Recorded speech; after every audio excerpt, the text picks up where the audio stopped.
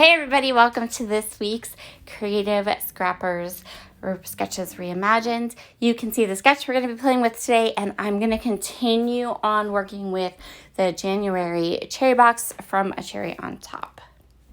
I went ahead and chose 2 pattern papers from the Prima paper pad, and I'm going to go ahead and give them a good score.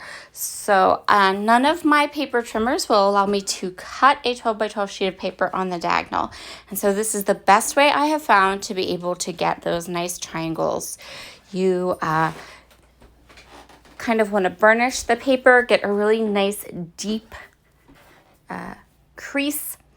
And then you can go ahead, once you have that done, you can go ahead and use your scissors, and your scissors will stay in that crease. So as long as you have that first crease really nice and on the diagonal, then you should have no problems getting the rest. After you do that initial one, you can go back and use your trimmer. I just keep using my Teflon bone folder here to continue cutting and scoring my triangles. Once I have all of my triangles cut, I'm going to use my distress tool. I'm going to rough up the edges of each of these triangles really well, and then I'm going to ink them up using Vintage Photo Distress Oxide ink. Because I distressed these triangles really well, I didn't need to trim them, so I'm adhering them down to a piece of speckle tone white cardstock from the Cardstock Warehouse. I am getting just a really nice, lining them up to get a background to place everything on top of. Kind of lost my words there for a minute, sorry. Because I distressed them, I'm still going to have a bit of a border, just like it shows in the sketch. Once that's finished, I went ahead and grabbed some of the scraps from the coordinating cardstock that I used to make my evergreen bow in my first card project, and I'm using it to map my photos. I have 2 photos on this page, and yeah, we're kind of just going with the sketch. I told you these were going to be hard for me to actually like reimagine or switch up. I've been doing little switch ups here and there. This one we're going to follow pretty closely though.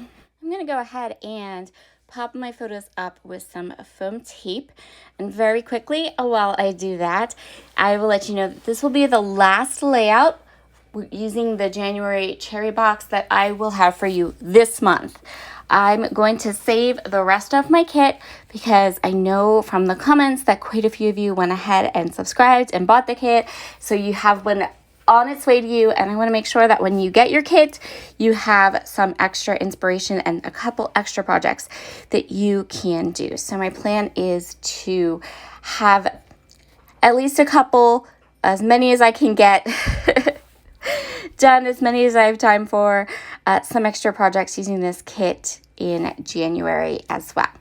So I'm just peeling back the paper. I'm going to pop these layouts up. I also think that my projects that I'm going to do next month are not going to be winter themed, because I feel like this kit could be used for a number of applications, not just wintertime. And so I want to kind of play with that idea and maybe do a page or 2 that has a little bit more of a vintage feel, or using some heritage photos, something like that. So I'm going to go ahead and do my title. My title is going to be One Winter's Day. I didn't have enough stickers to put the full title, so I didn't have enough stickers to put 2/26/2021, and I decided that I would just put 2/26. It'll be in my 2021 album, and I am sure that someone can figure out that that's what we're talking about here, what year we are in. I love this big floral sticker, and I knew I wanted to go ahead and cut it in half and kind of start my clusters here. This particular sketch shows like a band of a cluster that goes across the middle of the page.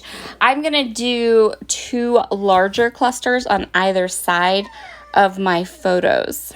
I also did change up the sketch a little bit in that my sketch, I flipped the photos and flipped where the title is, simply because of the way my hand is facing and the way my face is facing in these photos. I wanted them to kind of face into each other. I'm starting with stickers. I'm layering them up. I'm placing some off the edge of my page. And I started with those because they are the flattest embellishment that I will be using. I didn't use any of the die cuts that came in the kit on this particular layout. I went with the stickers and the flowers. So as I'm going through the flowers, I'm grabbing out these ones that are like cream and black polka dot and the ones that are striped, just to give some more pattern and fun to this page. I'm pretty much just clustering them around the stickers wherever I think there's like an open space that can use some flowers. I'm also kind of alternating the sizes so that there's some large and some big, and if I have to, I can change up the sizes to accommodate the area I am embellishing with. I adhered the flowers down using Nuvo Deluxe adhesive, and now I am sprinkling these enamel or self-adhesive brads all over this layout, just adding all the little sparkly ones. There are some on here that are really chunky, like really thick, and I'm not keen on those, so I may end up using them eventually, but for now I'm kind of avoiding them. And this is where we are going to call this layout done. Thank you so much for joining me today. I hope you have enjoyed these videos the past 3 days, and I cannot wait to see what you guys do with your cherry boxes. So be sure to tag me if you post your projects online. Have a great day, and I'll talk to you again soon. Bye.